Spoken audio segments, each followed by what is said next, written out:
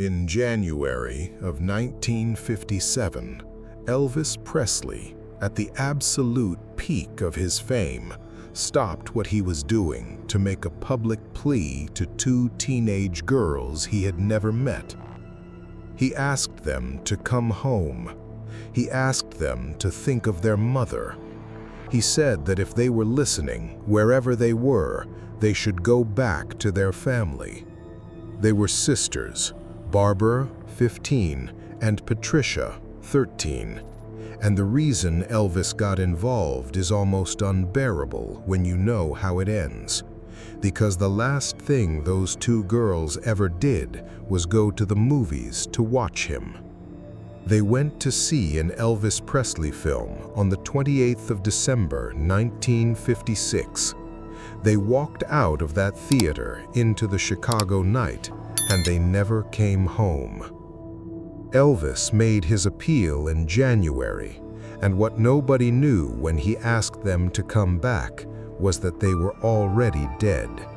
Their bodies were lying, uncovered, in the frozen ground of a country roadside on the edge of the city, where they had been for weeks, where thousands of people had driven past them without ever realizing what they were looking at.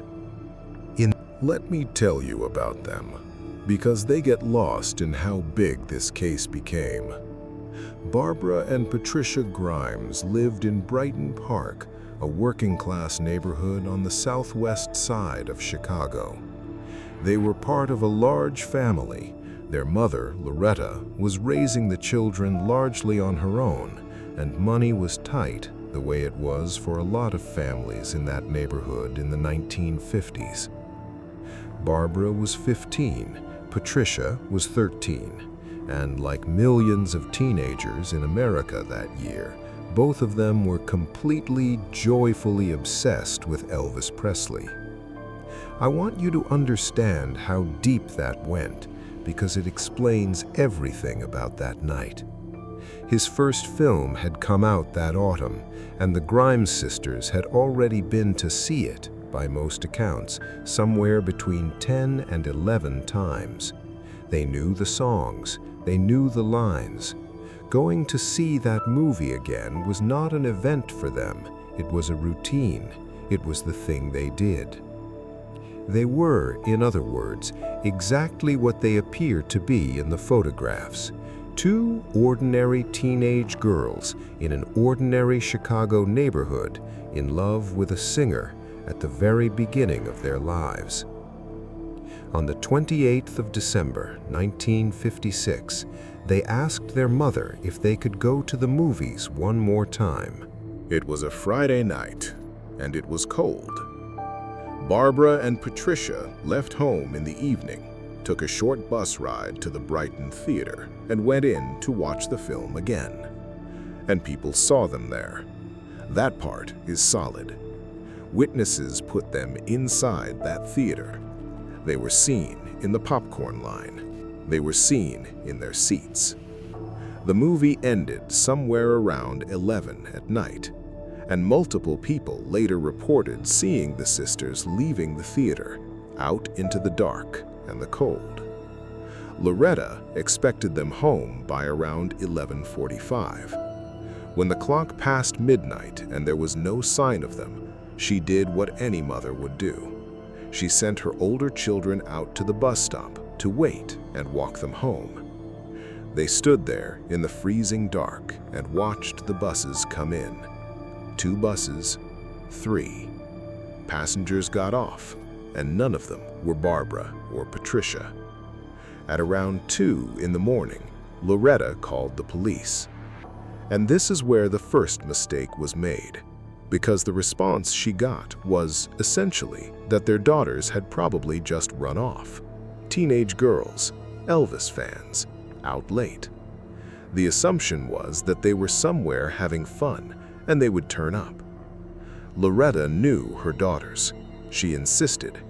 And eventually, the machine did start to move.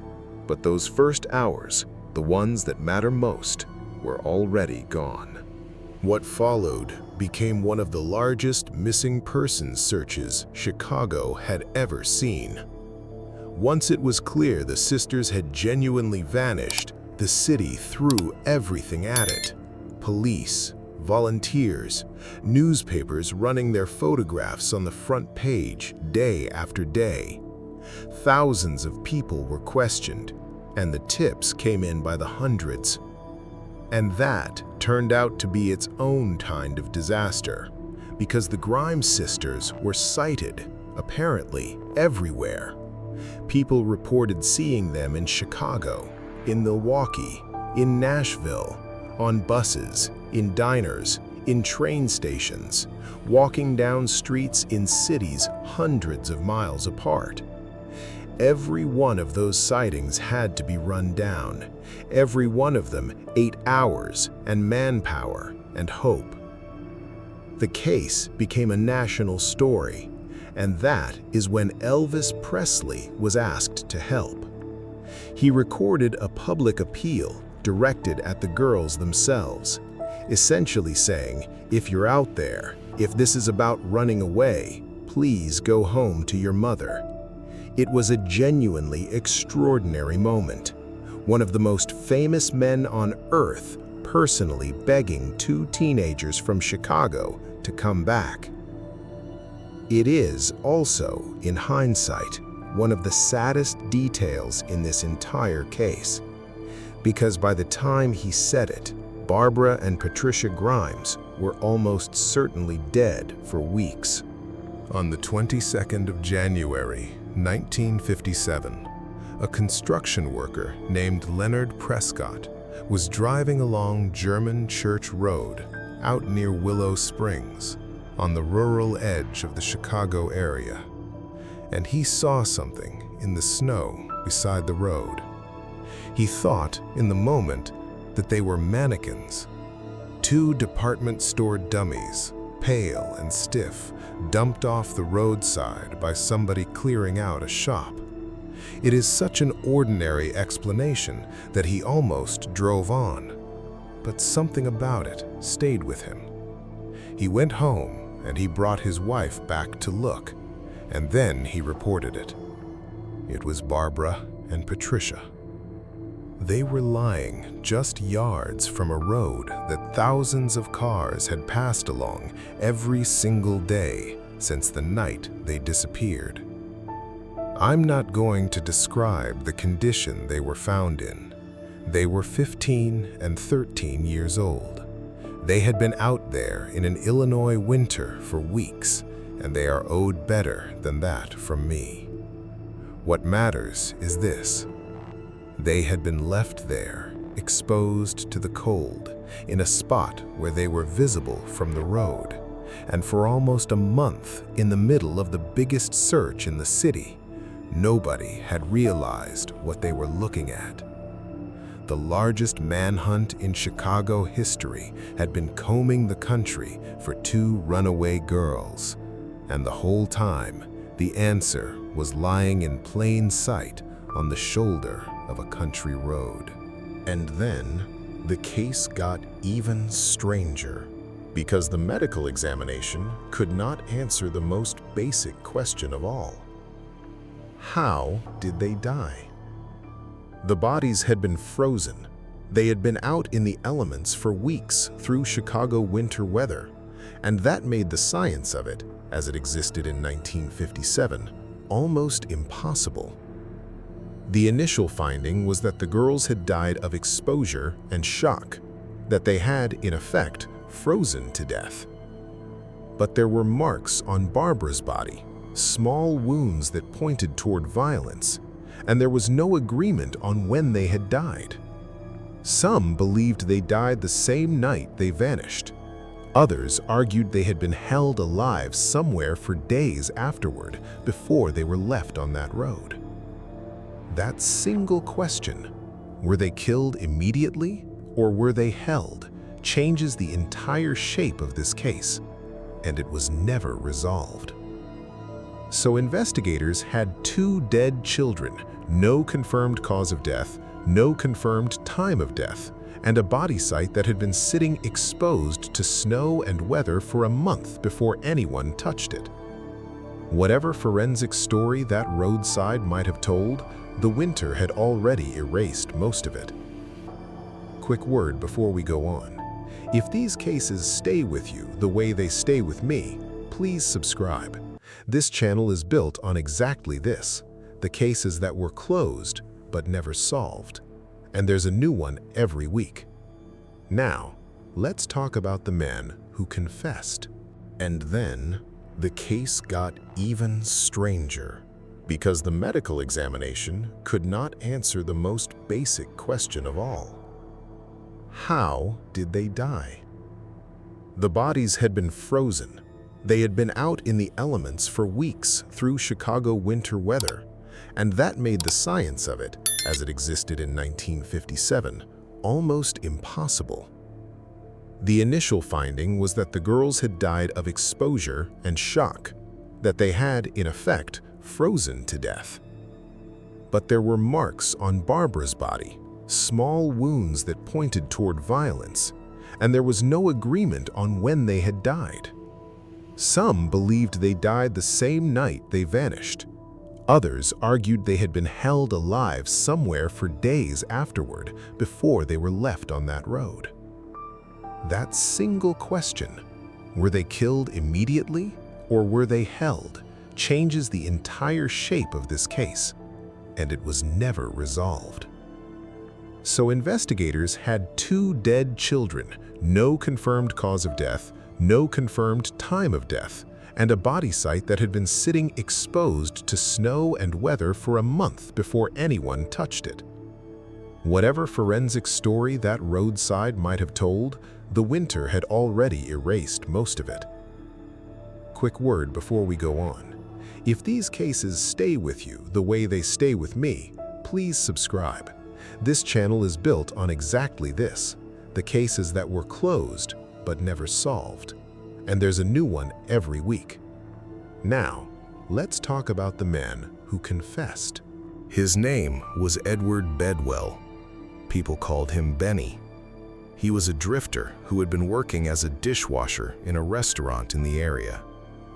And in the storm of publicity that followed the discovery, Bedwell was picked up and questioned.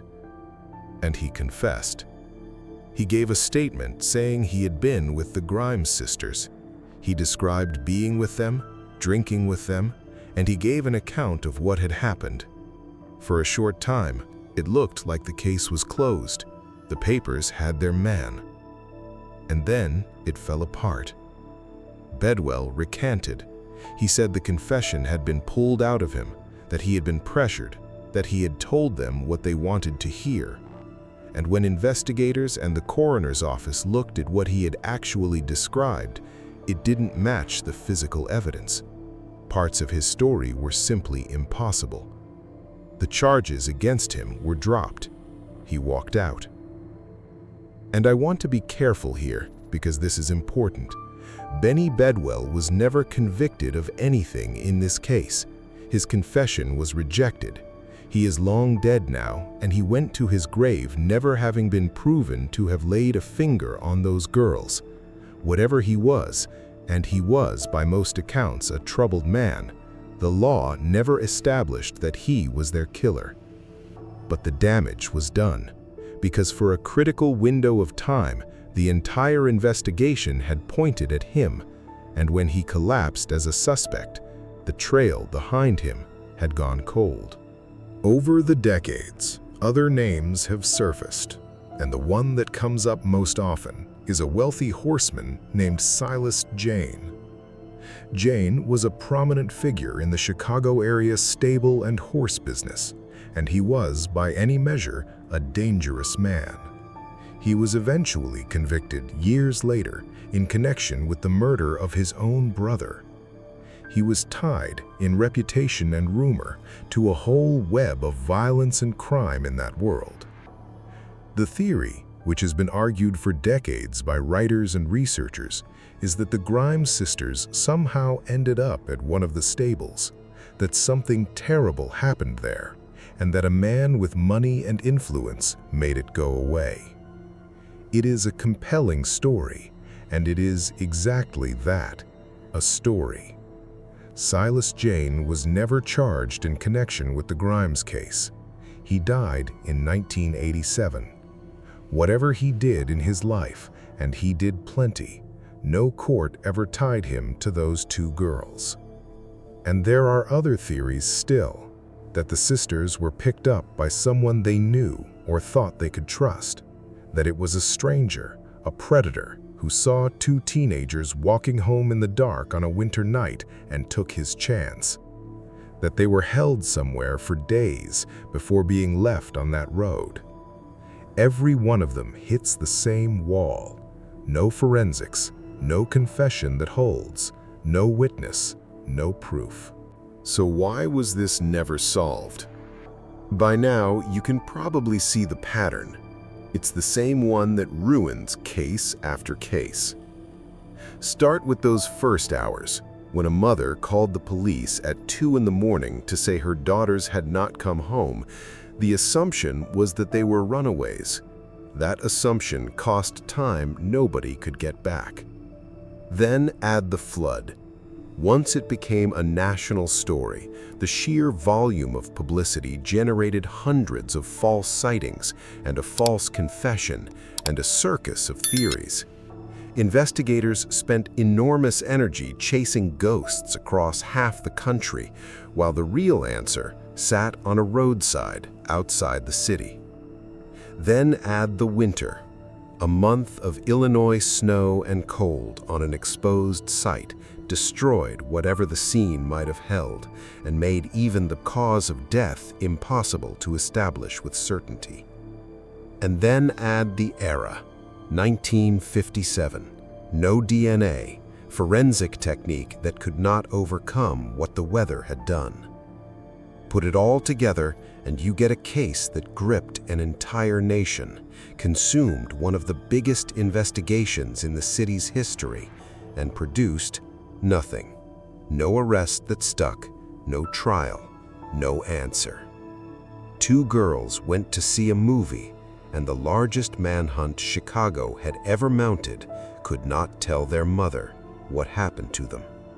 I want to end with Loretta, because there is a version of this story where the Grimes sisters are just a famous cold case, a piece of Chicago folklore, the Frozen Girls on German Church Road. And underneath that is a mother who sent two of her children to the movies on a Friday night and never saw them again. Loretta Grimes spent the rest of her life with it. She stood at that bus stop in her mind for decades. She lived through the false sightings and the false confession and the theories and the anniversaries and the reporters who came back every 10 years to ask her how she was doing. She died in 1989, more than 30 years after that night, without ever being told who did it, or why, or what her daughter's last hours had been like. Barbara was 15. Patricia was 13. They liked Elvis Presley. They had seen the same film 10 times, and they wanted to see it once more. That is the entire reason they were out that night, and it cost them everything. Elvis asked them to come home. Her mother waited up, and the city looked everywhere except the roadside they were lying beside the whole time. So I'll leave it with you the way I always do. Who do you believe killed Barbara and Patricia Grimes? Was it the drifter whose confession fell apart under its own weight? Was it the powerful man whose name has followed this case for 60 years? Was it a stranger on a cold street, or someone those girls already knew and trusted? And were they killed that same night, or held somewhere, alive, while a whole city searched for them? Tell me in the comments. I read them. And on this one, I especially want to hear from anyone in Chicago, because this case still belongs to that city. I'm Gravenfield, the cases that were closed but never solved. If you made it this far, you understand exactly what this channel is. Subscribe, and I'll see you in the next one. Take care of yourselves out there. And if something by the side of the road looks wrong to you, don't drive past it.